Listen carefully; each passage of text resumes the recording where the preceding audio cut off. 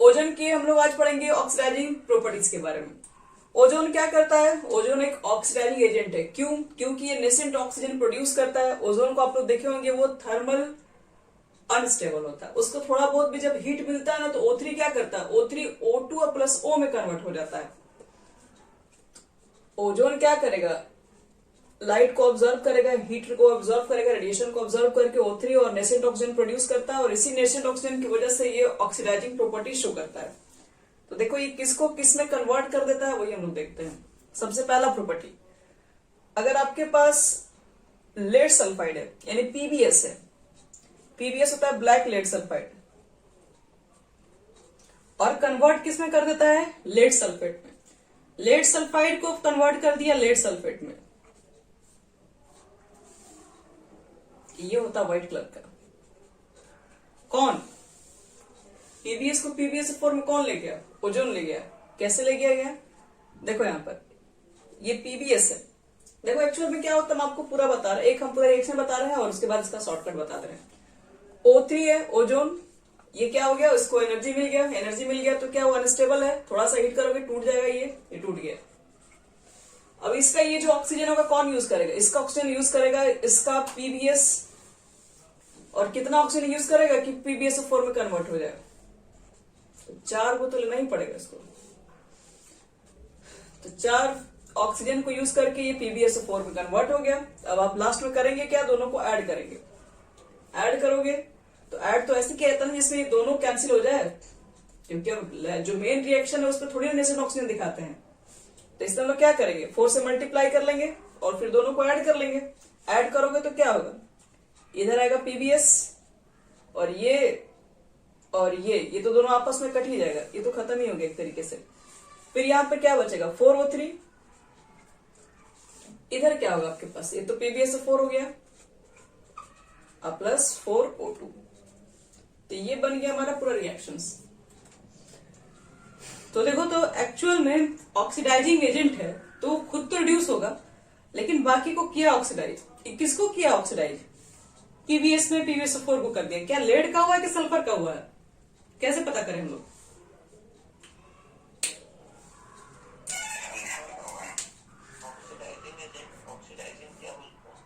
Oxidising agent, हाँ ये तो इट सेल्फ रिड्यूस होगा, लेकिन इसकी वजह से दूसरा का ऑक्सीडाइज हो जाएगा। अब देखो इसमें कौन ऑक्सीडाइज किया है? तो एस का -2 होता है तो पीबी का +2 होगा। पीबी का +2 होता है, एस का नहीं पता है। ऑक्सीजन का -2 × 4 यानी कितना हो गया इसका? +6। +2 से कौन +2 से किसमें गया? सॉरी पीबी नहीं नहीं, वो तो पीबी तो +2 यहां पर भी है, +2 यहां पर भी है। एस -2 था और +6 में आके मतलब सल्फर का हो गया यहाँ पर ऑक्सीडेशन करवा दिया। ये तो ये एकलौता ओजोन क्या करवा सकता है आप लोग देख लिए हैं, ऑक्सीडेशन दूसरे को करवा देगा। ये नेसेंट ऑक्सीजन प्रोड्यूस करके दूसरे को आराम से देके उसका ऑक्सीडेशन करवाया जा सकता है। तो इसी तरीके से इसका बहुत सारे कारनामा है। इसके साथ कॉपर सल्फाइड के साथ, जिंक सल्फाइड के साथ, कैडमियम सल्फाइड के साथ सबको ये कन्वर्ट करा देता है। किसमें? तो सबको सल्फेट में कन्वर्ट करा देगा। इसलिए इसका खुद का हो जाएगा, उसका ऑक्सीडाइज कर देगा उसको। इसी तरीके से देखो अगर मान लो कि सेकंड ऑप्शन, पहला तो खैर आपको बताती हूँ। सेकंड क्या करता है कि ये नाइट्राइट को नाइट्रेट में कन्वर्ट करा देता है। नाइट्राइट को नाइट्रेट में भाई कैसे कन्वर्ट करा जाता है? तो एक फिर से वही सिंपल सा एग्जांपल, O3 है, हीट मिला इसको, अनस्टेबल था, तुरंत टूट गया। फिर क्या होगा?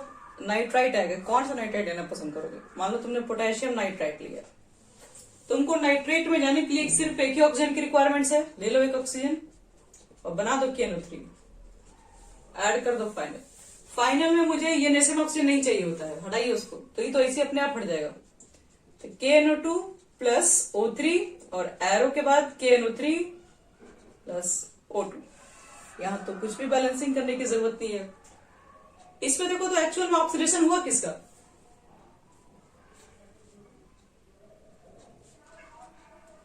यहाँ पे नाइट्रोजन कितना था? नाइट्रोजन का +3, यहां पर हो गया +5। चलिए ये तो तुम्हारा हो गया। थर्ड लिख दो, ये और भी स्टेप काम करता है। ये पोटेशियम आयोडाइड को सिर्फ आयोडाइड में कन्वर्ट करता है, मतलब आयोडीन में कन्वर्ट करता है, यानी कि आयोडाइड टू आयोडीन।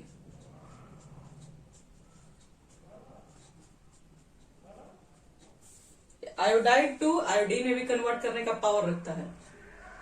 मतलब जैसे पोटेशियम आयोडाइड को लेके आओ, फिर क्या करना होता है इसके अंदर हम लोग, तो इसके अंदर हम लोग फिर O3 लेके आते हैं और ये I2 में कन्वर्ट हो जाता है प्लस O2। लेकिन एक्चुअल में ये डायरेक्टली कन्वर्ट होता नहीं है इसके बेसिक मीडियम में, क्योंकि आप लोग बहुत बार पढ़े होंगे रिएक्शन को एसिडिक मीडियम बेसिक मीडियम में बैलेंसिंग की जरूरत पड़ जाती है। तो ये रिएक्शन को ना बेसिक मीडियम में बैलेंस किया जाता है और बेसिकली आपको KOH लेके आना पड़ता है इधर और H2 को ऐड करना पड़ जाता है फाइनली इधर। तो ये कुल मिला के इसका रिएक्शन बनता है। आयोडाइड से आयोडीन में जाने के लिए, हालांकि ये रिएक्शन बेसिक मीडियम के साथ एसिडिक मीडियम में, क्या बोलो, I2 plus O2 plus KOH, हाँ ये बेसिक मीडियम का बैलेंस हो गया। ये एसिडिक मीडियम में भी किया जा सकता है। एसिडिक मीडियम में देखो करने के लिए तुम्हारे पास क्या है, I पर माइनस लिख दो, O3 लिख दो, 2H प्लस लिख दो, उसके बाद I3 पर एक माइनस, फिर से आपका ये O2 और फिर H2। ये एसिडिक मीडियम का बैलेंसिंग है। ये इसको हम लोग पढ़े थे, चैप्टर याद रखिए, रिडॉक्स रिएक्शन में आप लोग पढ़े होंगे एसिडिक मीडियम में बेसिक मीडियम में रिएक्शन को कैसे बैलेंस किया जाता है। यहां पर हमें इस सब का कोई काम नहीं पड़ेगा, आपको बस सिंपल दिखा रहे हैं क्या क्या कर सकता है ये। फिर देखो फेरस को ये फेरिक में भी कन्वर्ट कर सकता है। ये तो हम लोग थर्ड प्रॉपर्टी देख रहे हैं, इसका नाम देखो फोर्थ में भी है इसका। ये फेरस, फेरस का मतलब जो असल्फेट है, फेरस टू फेरिक सल्फेट में भी कन्वर्ट हो जाएगा। क्यों, देख रहे हो कि तुम लोग ऑक्सीडाइज हो रहा है, फेरस में +2 होता है, फेरिक में +3 होता है, +2 से +3 यानी ऑक्सीडेशन करवा दिए ये। तो ये फेरस को फेरिक में भी कन्वर्ट कर सकता है। इस पर भी एक एग्जांपल अगर आप लेना चाहेंगे तो हो जाएगा, लेकिन ये सब ज्यादातर एग्जांपल एसिडिक मीडियम में जाके बनते हैं। लिख लो FeSO4 लेना पड़ेगा आपके पास एसिडिक मीडियम H2SO4, फिर वापस रिएक्शन कराना पड़ेगा O3 के साथ Fe2SO4 का whole thrice H2O plus finally O2, ये कन्वर्ट हो जाएगा। क्योंकि फेरस सल्फेट को फेरिक सल्फेट पे जाने के लिए सिर्फ O3 ही काफी नहीं है, आपको लेके आना पड़ता है सल्फ्यूरिक एसिड भी इसमें। रिएक्शन बैलेंस नहीं है, 2 कर दो यहाँ पे, बस बाकी सब ठीक है। तो देख लो बच्चों, कुछ इसी तरीके से इसका ऑक्सीडाइजिंग प्रॉपर्टीज है। बढ़ते हैं अब आगे, ओजोन में और कुछ खास इंपॉर्टेंट नहीं है, देखोगे तो समझ में भी आ जाएगा। अब इसके बारे में बात करें थोड़ा, इसका ब्लीचिंग एक्शन प्रॉपर्टीज, वो थोड़ा इंपॉर्टेंट है।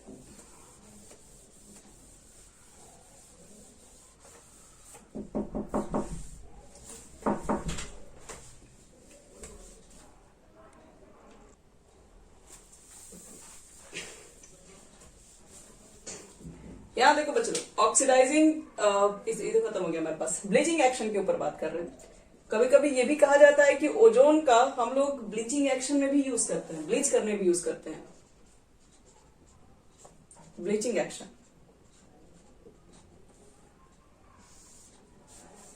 तो ये ब्लीचिंग प्रॉपर्टीज क्या होती है? ब्लीचिंग प्रॉपर्टी यही, जैसे कि मान लीजिए कि आपका जो कपड़ा है, मान लो कि ब्लू कलर का, एकदम पूरा चमकता है दूर से ब्लू कलर, तो बहुत लोग को पसंद नहीं आता है, बोलते हैं कि इसका ब्लू कलर थोड़ा कम करना है, तो उसको क्या करते हैं, ब्लीचिंग करवाने ले जाते हैं। ब्लीचिंग करने से क्या होता है, उसका रंग को थोड़ा कलरलेस कर देते, थोड़ा फीका कर देते, एकदम पूरा हल्का कर देते हैं। तो वो क्या करवा दिए, अपने कपड़े को ब्लीच करवा दिए। तो यहाँ पर भी ऐसे बहुत सारे आपके पास चीजें होती है जिसको आपको ब्लीचिंग करनी पड़ती है इसके अंदर। तो ब्लीचिंग एक्शन में भी ओजोन्स का यूज हम लोग कर सकते हैं। अब मेन बात है क्यों करते हैं, मतलब कैसे करते हैं, किस प्रॉपर्टी की वजह से इसका ब्लीचिंग में यूज किया जा सकता है।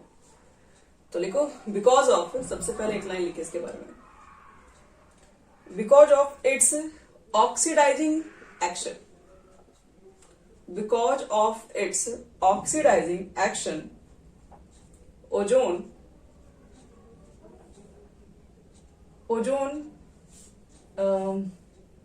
acts as a mild bleaching agent. Mild bleaching agent and bleaches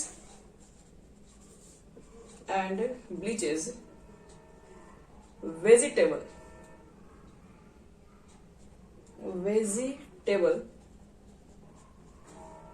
coloring matter.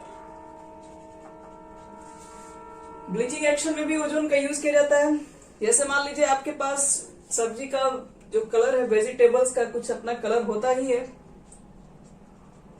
तो वेजिटेबल्स आप मार्केट में लेके आए बहुत ज्यादा, जैसे देखते हो कि कोई जरूर से ज्यादा ही लाल दिखता है, जब से ज्यादा ही ग्रीन दिख रहा है, तो पहले से क्या किया गया, उसके अंदर पेंट उंट करके लाया जाता है। तो हम लोग क्या करते हैं, हम लोग उसको ब्लीच कर देते हैं ताकि लोगों को न मालूम चले कि हम लोग उनको बेवकूफ बना रहे हैं।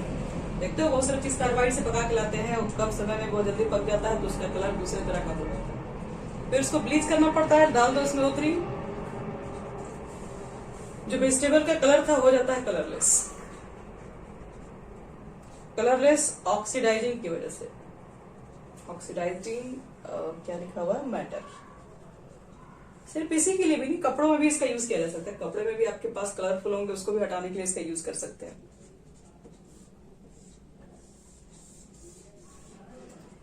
As such as ozone bleaches indigo, litmus, delicate fabric like silk, wool etc. अगर ब्लीचिंग एक कलर के बाद क्या लिखी? वेजिटेबल कलर मैटर, और ये कलरलेस ऑक्सीडाइज मैटर, कोई भी मैटर ले सकते हो।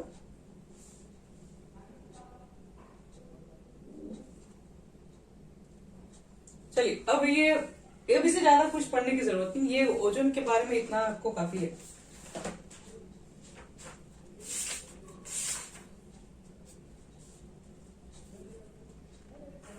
चलो अब बढ़ रहे हैं लोग इसके आगे।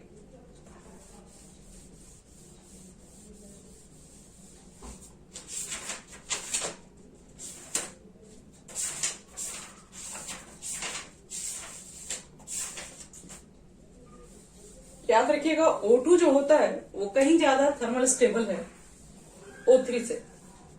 O3 क्या करता है कि थर्मोडायनेमिकली लेस स्टेबल है, वो इजिली कन्वर्ट हो जाता है ओजोन से O2 के अंदर। अगर कोई पूछेगा कि बताओ कि ओजोन लेस थर्मल स्टेबल क्यों है, तो यही बोलोगे कि क्या होता है कि इजिली सन से अब्सॉर्ब करती है एनर्जी और आसानी से वो O3 से O2 में कन्वर्ट होने की वजह से। और O3 से जो आपका O2 में ये कन्वर्ट होता है, तो यहाँ पर जो एनर्जी जो रिलीज होती है, मतलब वो कुछ नेगेटिव ही होती है, एनर्जी आपको कुछ ना कुछ रिलीज होती है, बाहर निकलती है, और ये एक स्पॉन्टेनियस रिएक्शन है। स्पॉन्टेनियस का मतलब है कि ये हम लोग खुद से नहीं करते, ये O3 से O2 ये अपने आप ही कन्वर्ट होते रहती है एक दूसरे के अंदर। और फाइनली जब हम लोग निकाल के चेक करते हैं, delta G is equal to delta H minus T delta S जब निकालते हैं, तो डेल्टा S तो है इसका नेगेटिव, फाइनली टेम्परेचर कुछ भी रखा होगा, डेल्टा S क्या होगा, तो आपका O3 से O2 में कन्वर्ट कर रहा है, जिसमें 3 बॉन्ड था। O3 के बीच में क्या है, 3 बॉन्ड है, इसमें बॉन्ड के नंबर कम हो गए, तो बॉन्ड के नंबर कम हो गए, इसका मतलब है कि अट्रैक्शन जो पहले ज्यादा था वो अट्रैक्शन कम हो जाएगा, तो रैंडमनेस बढ़ जाएगी। रैंडमनेस बढ़ेगी तो इसकी वैल्यू भी क्या होती है, पॉजिटिव हो जाती है। पॉजिटिव नेगेटिव नेगेटिव और ये नेगेटिव, और फाइनली डेल्टा G जो होता है वो नेगेटिव आ जाता है। और डेल्टा G अगर नेगेटिव होता है तो इसका मतलब है कि वो रिएक्शन आपके पास जो होगा वो स्पॉन्टेनियस ही होगा। तो याद रखना, O3 से जो O2 का जो कन्वर्जन होता है वो एक स्पॉन्टेनियस रिएक्शन के अंदर भी आता है। थर्मोडायनेमिकली जो बताया कि वो लेस स्टेबल होता है, ये भी एक इंपॉर्टेंट मार्क है।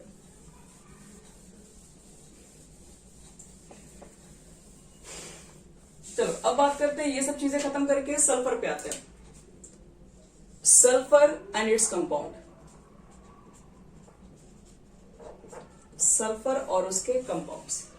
तो सबसे पहले बात कर ले रहे बच्चों सल्फर के इलेक्ट्रॉन्स के बारे में। जैसे ऑक्सीजन के हम लोग देखे थे कि O2 आपको मिलता है और O3, बस ये दो ही तरह के इलेक्ट्रॉन्स दिखाई पड़ते हैं। सल्फर के बारे में हम लोग क्या जानते हैं, तो देखो सल्फर के बारे में कहा जाए तो ज्यादातर देखोगे सल्फर H2 के फॉर्म में एग्जिस्ट करता है, क्यों? सल्फर के बाहर 6 है, 2 इलेक्ट्रॉन शेयर कर लेगा तो 8 पूरा कर ही सकता है। फिर आपके पास क्या होता है? फिर हमारे पास एक अल्फा सल्फर होता है।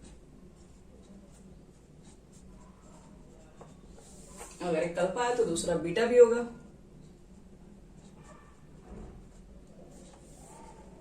और एक जो हमारे पास सल्फर होता है जिसको कहा गया है कि इसमें नंबर S6 से लेकर S20 तक के बीच में कुछ भी हो सकता है, फिक्स नहीं इसमें। तो S2 के बारे में देखो, S2 को कहा गया है कि just like O2, just like O2। क्यों? S2 एक पैरामैग्नेटिक ही होता है O2 की तरह, क्योंकि O2 एक पैरामैग्नेटिक है, तो S2 भी एक पैरामैग्नेटिक ही होता है। फिर हम लोग बढ़ते आगे अल्फा सल्फर के बारे में। देखो अल्फा सल्फर क्या बोलते हैं? अल्फा सल्फर का एक और नाम होता है जिसको हम लोग रोम्बिक सल्फर भी बोलते हैं। रोम्बिक और भी इसका नाम है रोम्बिक, ऑर्थोरोम्बिक।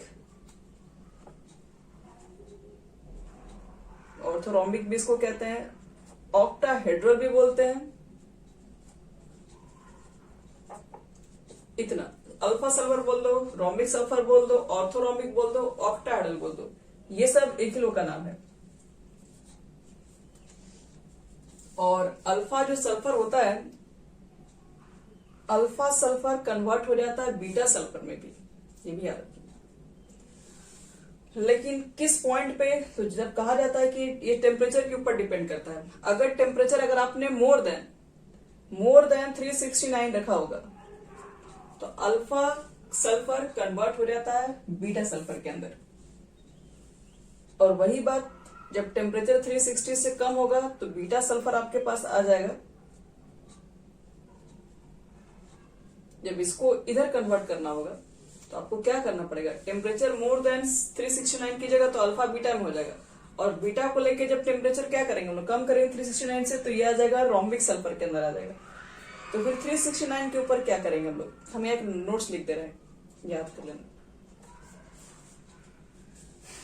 नोट्स ये रहेगा हमारे पास, इट इज स्टेबल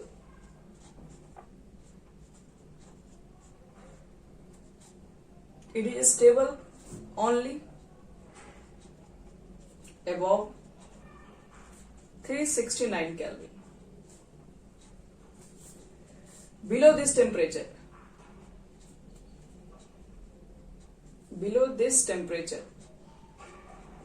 अगर इस टेम्परेचर से कम होगा तो बोलते हैं कि आपका जो बीटा सल्फर है वो कन्वर्ट हो जाता है क्या? अल्फा सल्फर के अंदर।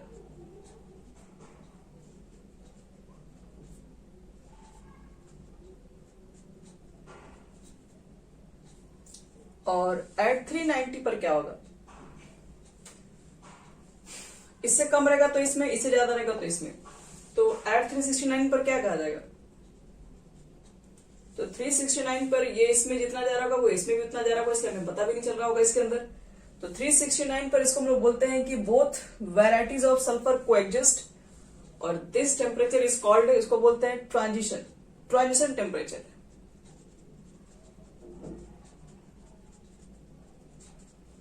थ्री 369 अगर रखोगे ऊपर तो अल्फा बीटा में चला जाएगा, 360 से कम रखिएगा तो बीटा वाला अल्फा में आ जाएगा। लेकिन जब 369 पर ही रहेगा अगर,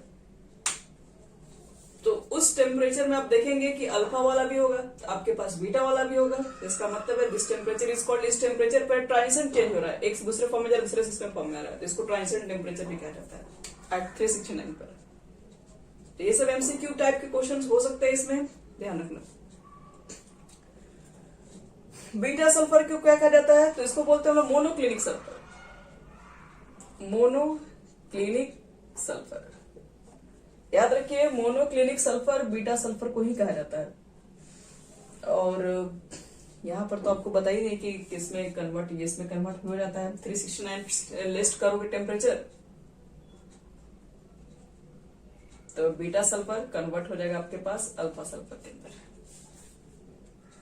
और ये भी स्टेबल होता है, 360 से अगर कम में रहेगा it is stable only above 369, अगर इससे कम रहेगा तो ये कन्वर्ट होता है, ये भी स्टेबल इसी पॉइंट पर होगा।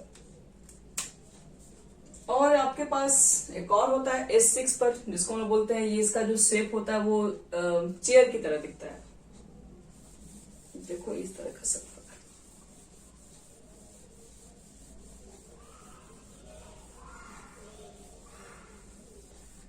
रुको स्ट्रक्चर भी दिखा रहे हैं इसका। ऑर्थोरोम्बिक का मतलब अल्फा सल्फर। अल्फा सल्फर का देखो स्ट्रक्चर क्या है, क्राउन से।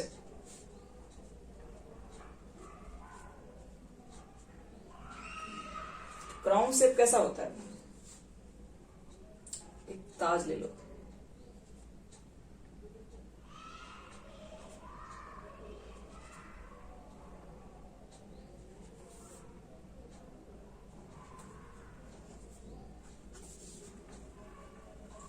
एक दो तीन चार पांच छह सात आठ एसिड सल्फर जाता है, देखोगे तुम एसिड के फॉर्म में एग्जिस्ट करता है।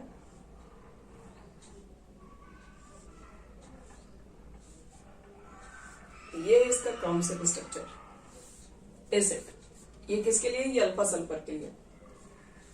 अल्फा सल्फर के बाद जो बीटा सल्फर होता है, इसको ना जस्ट अपोजिट कर दो, नीचे पलट दो। ये वाला चीजें ऊपर ला दो, ये चीजें नीचे ला दोगे ना, तो वो बन जाता है बीटा सल्फर। बीटा सल्फर में ये वाला ऊपर रहेगा और ये चीजें होंगी वो नीचे आ जाएंगे। देखो दिखा रहे,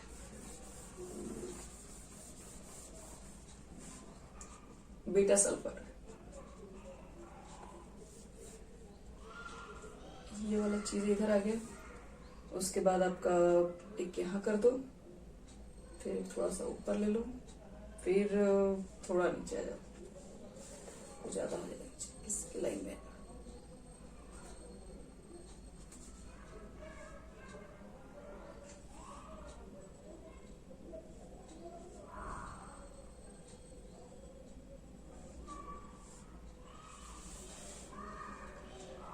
ये क्राउन शेप के जस्ट अपोजिट होता है, ये हमारा मोनोक्लिनिक सल्फर होता है।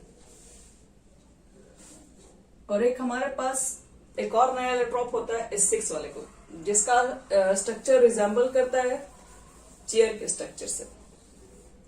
चेयर स्ट्रक्चर का मतलब क्या है, आपके पास एक सल्फर है, दूसरा सल्फर है, तीसरा सल्फर है, चौथा सल्फर है, पांचवा सल्फर है और छठा यहाँ पे।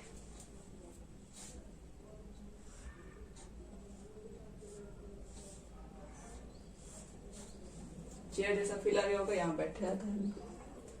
तो ये S6 का स्ट्रक्चर होता है, यानी कि सल्फर S2 के फॉर्म में, एसिड के फॉर्म में, S6 के फॉर्म में भी एग्जिस्ट करता है। ऐसे तो बहुत सारे सल्फर के इलेक्ट्रॉप्स है। चलिए अब बात करते हैं सब सल्फर के कंपाउंड्स।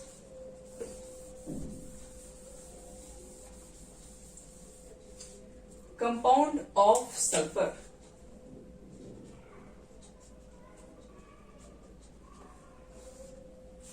सबसे पहला compound H2S, hydrogen sulphide.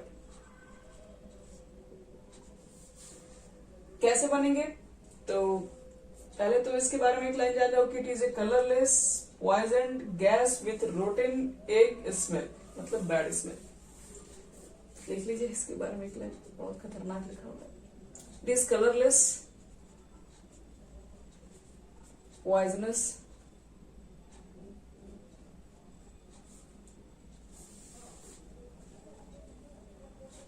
gas with rotten egg smell।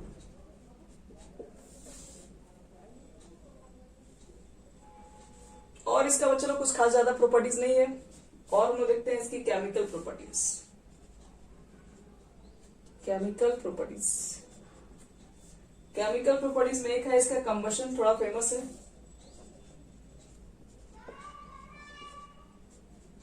जब इसका हम कंबशन कराते हैं तो क्या होता है, H2S को जब कंबशन कराओगे, O2 के साथ हीट करोगे, दो गैसेस, एक तो सॉरी SO2 और एक H2O फॉर्म हो जाता है। चलिए बैलेंस भी हो गया। तो H2S जनरली जो आपका पास होता है वो ना गैसेस की तरह ही फॉर्म होता है।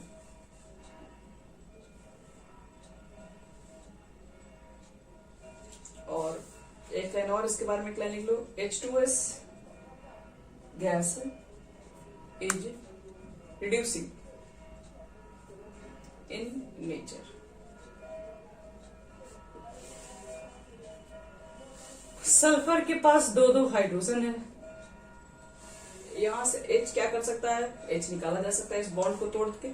तो जहां से H निकलने की चांसेस होती है वो क्या होती है, रिड्यूसिंग प्रॉपर्टी शो करेंगी। क्यों? क्योंकि H के निकल गया तो क्या रिडक्शन ही तो हुआ, इसलिए H2S एक रिड्यूसिंग प्रॉपर्टी शो करती है। अगर इसकी रिड्यूसिंग प्रॉपर्टी है इटसेल्फ रिड्यूस होगी तो इसका यूज हम लोग ऑक्सीडाइजिंग एजेंट में भी कर सकते हैं।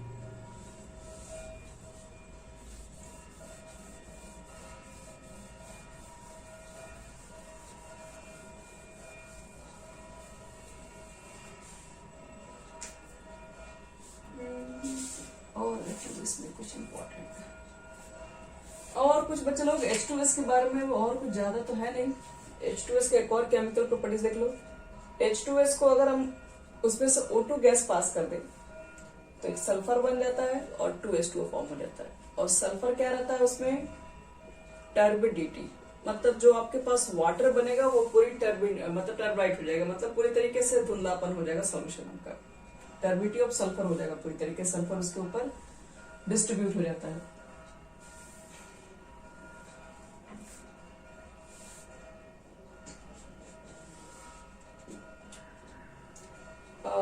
अब एक क्वेश्चन भी इसमें आता है कि एसिडिक नेचर H2S और H2O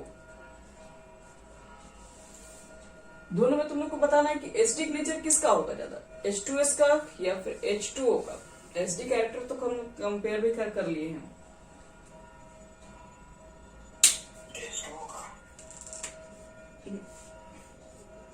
H2S का होता है, H2S इज मोर एसिडिक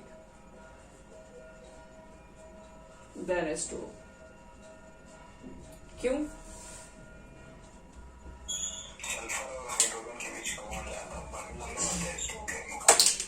बस यही है, ड्यू टू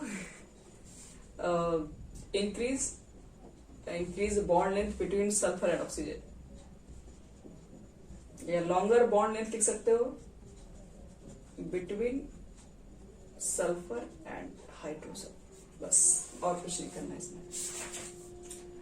चलो अब आते हैं मेन टॉपिक में, हम लोग ऑक्साइड ऑफ सल्फर।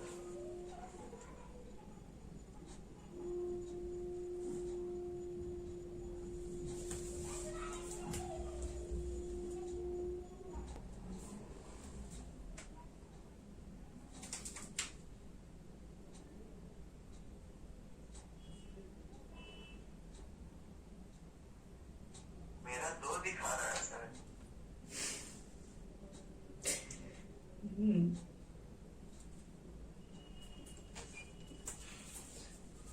लिखो चलो ऑक्साइड ऑफ सल्फर लिख दीजिए। H2S के बारे में बहुत ज्यादा कुछ इन्फॉर्मेशन नहीं है। वाले नहीं है। अच्छा, तुम ही हो दोनों।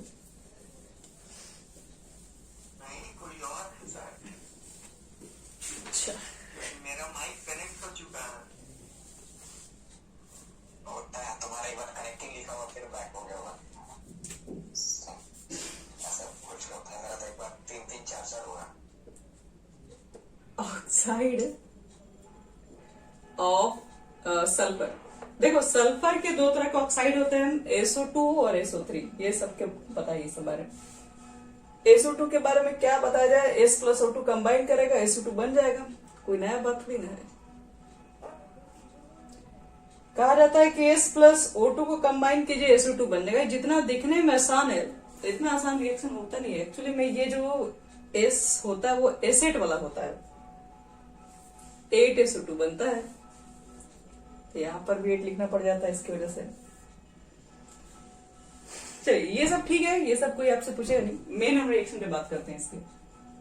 SO2 को अगर हम वाटर में डाल दें तो SO2 का कहा जाता है कि एसिडिक नेचर होता है। तो H2SO2 एसिडिक नेचर का क्यों होता है, तो वही रीजन है। एक लाइन, जैसे हम लोग SO2 को वाटर में डालते हैं तो एक एसिड जैसा दिखाई पड़ता है। H2SO3 इसको बोलते हैं सल्फरस एसिड। ये एसिड है और ये फिर फर्दर जाके H प्लस में टूट जाएगा तो एसिडिक नेचर तो बन ही जाएगा इसका। अब इसको कराते हैं reaction with alkali. Acidic nature का है तो तो अल्कली से रिएक्शन तो करेगा ही, बेस से रिएक्शन करेगा तो सॉल्ट वाटर फॉर्म करना ही चाहिए रूल के according. Reaction with alkalis base, तो देखो SO2 लेके आओ, रिएक्शन करा दो बेस के साथ, तो बना दो वाटर, तो खैर बनेगा ही बनेगा, और यहाँ सोडियम सल्फाइड बन जाता है Na2SO3, ये हमारा हो गया सॉल्ट। फिर क्या होगा, Na2 है, 2 लगा दो। अब इसके बाद सोडियम जो आपके पास सल्फाइड होता है, अगर हम उसमें access of SO2 gas pass करें, एक्सेस, अभी तो आप CO2 डाले ही थे, थोड़ा और अमाउंट बढ़ाइए, एक्सेस ऑफ SO2 गैस, जैसे आप access of SO2 gas pass करोगे तो ये सोडियम बाइसल्फाइड बन जाता है, NaHSO3 फॉर्म कर लेता है। ध्यान रखिएगा, NaHSO3 सोडियम बाइसल्फाइड बन जाता है और वाटर के अंदर डिसॉल्व भी हो जाता है। अब यहीं पर एक कहानी आता है बहुत भी, और उस कहानी के ऊपर हम बात करेंगे।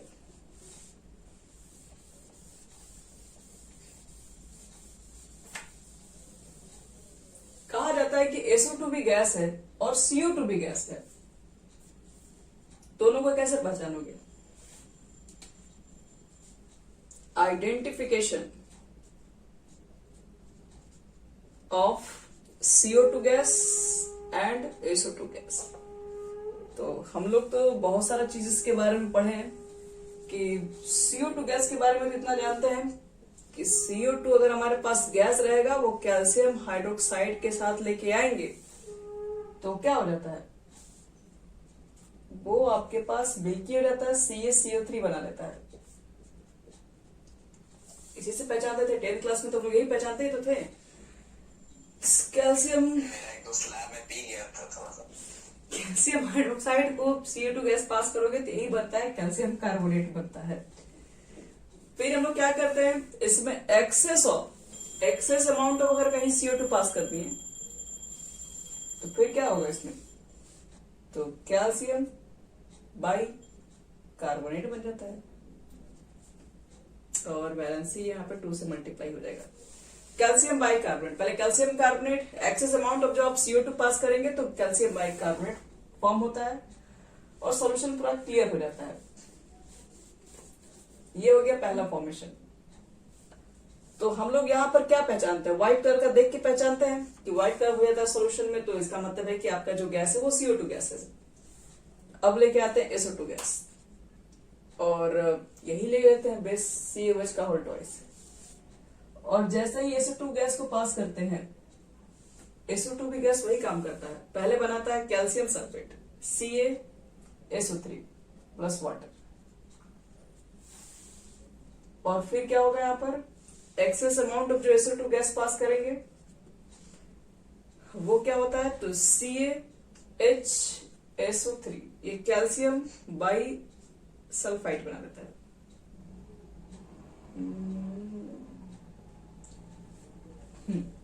जो कि सॉल्युबल इन H2O, ये भी सोल्यूशन को क्लियर कर देगा। अभी देखो यहाँ पर होगा क्या, दोनों के दोनों काम एक ही कर रहा है, दोनों मिल्की ही कन्वर्ट कर दे रहा है, ये भी मिल्की कन्वर्ट कर देता है, एक्सेस अमाउंट पास करेंगे तो ये भी वाटर के अंदर सॉल्युबल हो जाएगा, ये भी एक्सेस अमाउंट पास करोगे तो ये भी वाटर के अंदर सॉल्युबल हो जाएगा, सॉल्यूशन दोनों का क्लियर हो गया। तो SO2 और CO2 गैस को पहचानना थोड़ा मुश्किल हो जाता है क्योंकि इसकी सिमिलरिटीज बहुत सारी है। क्या सिमिलरिटीज है, जैसे SO2 गैस हो चाहे CO2 गैस हो, जैसे उसको हम बेस से पास करेंगे तो दोनों के दोनों क्या बनाते हैं, कार्बोनेट बनाते हैं। वैसे कार्बोनेट, अभी जो कार्बोनेट है ये इनसॉल्युबल होते हैं, वाटर में पूरी तरीके से सॉल्युबल नहीं होते हैं, लेकिन जैसे ही एक्सेस अमाउंट ऑफ हम SO2 चाहे CO2 गैसेस पास करेंगे तो बाई कार्बोनेट बनते हैं जो कि वाटर में पूरी तरीके से सॉल्युबल हो जाते हैं। तो इसका मतलब ये है कि अब दोनों एक ही जैसे सॉल्यूशन को क्लियर कर दिया तो फिर कैसे आइडेंटिफाई करेंगे कौन सा SO2 गैस है कौन सा CO2 गैस है। हमारे लिए आइडेंटिफिकेशन इंपॉर्टेंट हो जाएगा, कैसे इसको फिर सेपरेट करेंगे। मैम SO2 स्मेल आता है जबकि CO2 का ऑर्डरलेस होता है वो। स्मेल से स्मेल से H2 स्मेल नहीं होता है, H2S नहीं है, H2S नहीं, SO2 ना। हाँ, तो SO2 में ऐसा कुछ नहीं है कि आपका बहुत खराब स्मेल है। इसको बस हम लोग एक ही दो तरीके से सेपरेट ही कर पाते हैं, बाकी बाकी सब सिमिलरिटीज है दोनों में। यही आता है क्वेश्चन एग्जाम में कि SO2 और CO2 गैस को सेपरेट कैसे करेंगे। तो सिमिलरिटीज तो इतना सारा है, तो कुछ ना कुछ तो इसके अंदर अंतर तो होगा ही होगा। देखो वो क्या फॉर्म करता है, दोनों के दोनों एक ही जैसा फॉर्म करते हैं, इसलिए दोनों को डिफ्रेंशिएट करने के लिए हम लोग क्या करते हैं कि SO2 gas can decolorizes KMnO4 solution। आपका पोटेशियम पर मैग्नेट पिंक कलर का सोल्यूशन होता है, जैसे उसमें SO2 गैस पास कर दोगे तो SO2 गैस पास करने के बाद उसका पिंक कलर डिकलराइज हो जाएगा। लेकिन अगर उसी में CO2 गैस पास करोगे तो इससे कोई फर्क पड़े, कोई रिएक्शन ही नहीं देगा, इसमें नहीं रिएक्शन होता है। तो यहीं से हमारा डिफरेंशिएट किया जाए। अगर आपसे कोई पूछे कि बताओ कि दोनों में सिमिलरिटीज क्या है, सिमिलरिटीज यही है कि दोनों को अगर हम लोग CO2 या SO2 गैस अल्कली से पास करते हैं तो सल्फाइड बनाता है, और ज्यादा समय तक पास करने पर, एक्सेस अमाउंट ऑफ पास करने पर वाटर में सोलुबल कंपाउंड्स बना लेता है, यानी कि बाइसल्फाइड बना लेता है। ये दोनों डिफरेंस क्या करना होगा, दोनों में डिफरेंस क्या है, डिफरेंस कोई पूछेगा तो यही बोलोगे। CO2 जो गैस होगा वो पिंक कलर के KMnO4 सोल्यूशन को डिकलराइज नहीं कर सकता है, बट SO2 गैसेस कर देता है। करके क्या बना लेता है, देखो इधर KMnO4 होता है तुम्हारे पास, SO2 गैस होता है, बन जाता है तुम्हारे पास H2SO4, और Mn को कर देगा Mn यहाँ पर कितना है, +7 में है ना, तो 7 से 2 में Mn का रिडक्शन हो गया। तो ये रिएक्शंस के थ्रू क्या करता है, सॉल्यूशन में CO2 गैस जैसे पास करेंगे KMnO4 के सॉल्यूशन में, तो तुम्हारे पास सल्फर +2 में था, तो +6 में जा सकता है, यहाँ पर +6 हो गया। CO2 जब तुम देखोगे, CO2 पहले से ही अपने हायर ऑक्सीडेशन स्टेट में प्रेजेंट है, तो अब ये क्या होगा, अब ये फर्दर ऑक्सीडाइज हो ही नहीं सकता है, तो इसलिए फिर ऑक्सीडेशन रिएक्शन ही नहीं दे पाता है, इसलिए CO2 कुछ नहीं कर पाता है, SO2 कर जाता है, क्योंकि CO2 में वैलेंसी रखने का जगह लिमिट है, सेकेंड पीरियड का एलिमेंट है।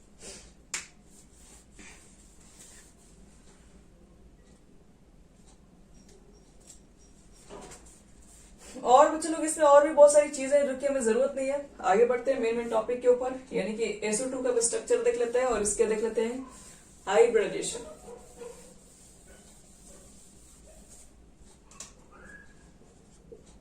तो चेक करो इसका स्ट्रक्चर और हाइब्रिडेशन कितना हो जाएगा।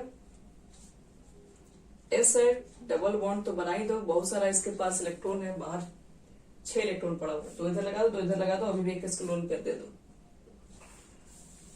तो 2 बॉन्ड पेयर, एक है इसके पास लोन पेयर, तो कुल मिला के 3 हो गए, यानी sp2 बेंड शेप तो दिख ही रहा है। चलिए ये हो गया पूरा खत्म SO2 का कहानी। अब बात कर लेते हैं यहाँ पर थोड़ा बहुत SO3 के बारे में।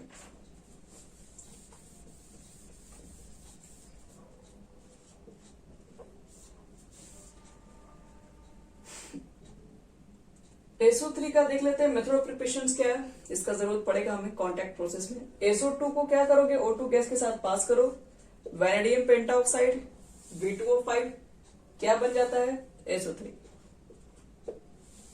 ये हमारा SO3 गैस फॉर्म हो गया। अब देखो SO3 हमारा गैस तो बन गया, अब इसकी कुछ प्रॉपर्टीज पर बात करेंगे। प्रॉपर्टीज क्या इसकी है, एसिडिक नेचर। एसिडिक नेचर क्यों है, क्योंकि नॉन मेटल ऑक्साइड है, जनरली एसिडिक नेचर के होते भी हैं, पहले भी आपको बता चुके हैं। SO3 को जैसे आप वाटर में डालेंगे तो क्या बनेगा, H2SO4 ही तो बनेगा, तो बन गया सल्फ्यूरिक एसिड, इसलिए एसिडिक नेचर का है। और SO2 और SO3 में ज्यादा एसिडिक नेचर कौन सा है, तो वो चेक कर लो ऑक्सीडेशन नंबर से, SO3 ज्यादा एसिडिक नेचर का होगा,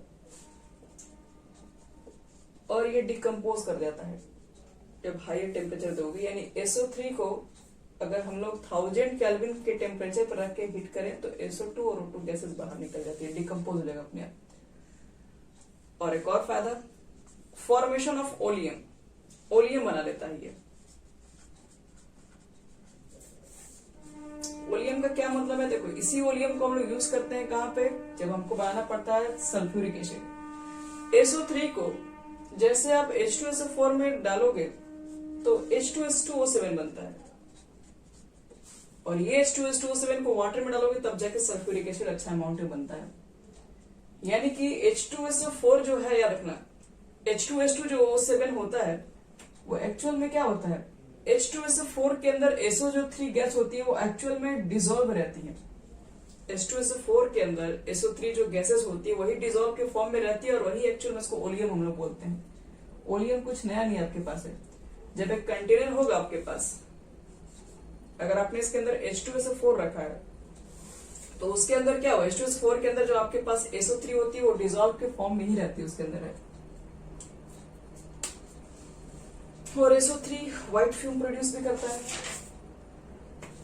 SO2 के बारे में हो गया, अब SO3 के बारे में एक लाइन देख लेते हैं। अच्छा, SO2 के ऊपर एक चीज और, इसका रेजोनेटिंग स्ट्रक्चर भी शायद नहीं, रेजोनेटिंग स्ट्रक्चर इसमें नहीं आता है, क्योंकि दोनों तरफ डबल बॉन्ड है ना। देखो इसका स्ट्रक्चर देखो, क्योंकि इसके पास 3 ऑक्सीजन है तो तीनों डबल बॉन्ड में यूज कर लेगा, sp2 बना लेगा, ट्राइगोनल प्लेनर इसका हो जाएगा ज्योमेट्री।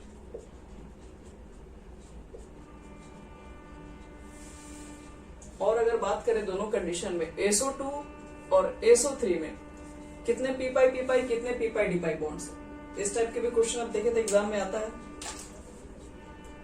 तो ये हम लोग पढ़ चुके हैं। ये है सल्फर, और ऑक्सीजन जब भी आएगा तो वो क्या लेके जाएगा? ये sp2 है बच्चे लोग, तो sp2 क्या बताएं? sp2 यानी कि तीन सिग्मा ऑर्बिटल्स आपको खाली करने पड़ेंगे, और यहाँ पर कितने आपके पास है?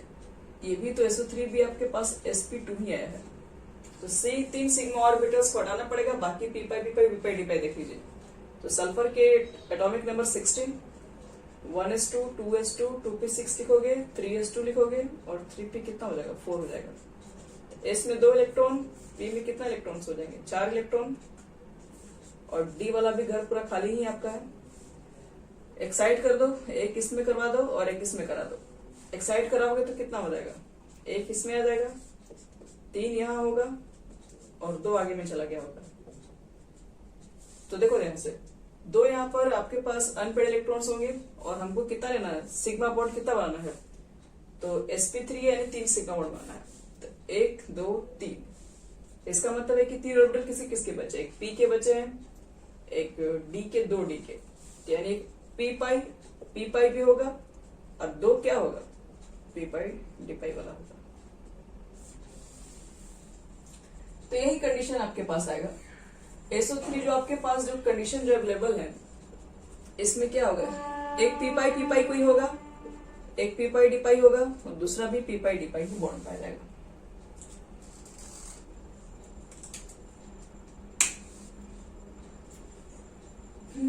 SO3 और SO2 के अंदर कौन सा होगा? SO2 के अंदर भी तो आपके पास एक लोन पेयर है। लोन पेयर को छोड़ दीजिए, 2 इलेक्ट्रॉन को छोड़ दीजिए, तो बाकी क्या बचेगा? तो 2 इलेक्ट्रॉन को अगर हम हटा दें तो एक P का है, D में तुम्हारे पास 2 था, यहीं पर 2 इलेक्ट्रॉन था, और एक P में था आपके पास। तो जिसमें से आप देखेंगे कि बॉन्ड तो सिर्फ 2 ही बना था, एक तो लोन पेयर में यूज ही नहीं हो रहा है। तो एक यहाँ पर होगा, एक यहाँ पर होगा, इसमें एक पाई बॉन्ड होगा, एक पाई बॉन्ड यहाँ पर होगा। यहाँ पर कौन सा पाई बॉन्ड होगा? तो एक तुम्हारे पास P का बचा है, एक p पाई बना दोगे, और एक p पाई d पाई बनेगा। बस इसमें आपके पास एक कंडीशन बनेगा, एक p पाई और एक p पाई d पाई। SO3 के अंदर 3 होगा,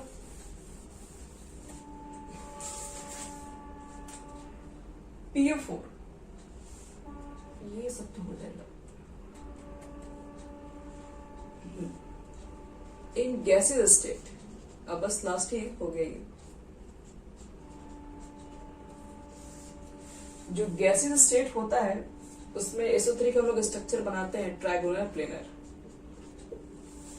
लेकिन इफ ये इन सॉलिड फॉर्म, ये गैसेस फॉर्म में है, in solid form it exist as trimer. ये ट्राइमर के फॉर्म में चलता है। ट्राइमर का फॉर्म का क्या मतलब है? ये 3 SO2 आपस में कंबाइंड हो जाता है कब? जब इसको सॉलिड के फॉर्म में लेते हैं तब। इसको साइक्लिक ट्राइमर कहते हैं, SO3 को भी। कैसे बनता है देखो, ये हो गया तुम्हारे पास। एक और जो ये बॉन्ड बनता था, 3 बॉन्ड है ना, एक को यहां लगा दो और एक यहां लगा दो, फिर अगला सल्फर भी आएगा। तो ये वाला दोनों डबल बॉन्ड इधर लगा दो, फिर एक यहां लगा दो, और फिर हो तो गया दोनों का। फिर एक और सल्फर लेके आओ। तो इसको बोलते हैं बच्चे लोग साइक्लिक ट्राइमर। तो ये तुम्हारा SO3 का स्ट्रक्चर है। सॉलिड के फॉर्म में अगर कोई कहेगा तो सॉलिड के फॉर्म में एग्जिस्ट करता है, साइक्लिक ट्राइमर के फॉर्म में। और गैसेस स्टेट में तो ट्राइगोनल प्लेनर, बस वही चलेगा उसका। चलिए अब इसके बाद स्टार्ट करेंगे हम लोग सल्फ्यूरिक एसिड, लेकिन उसको हम लोग कल करेंगे।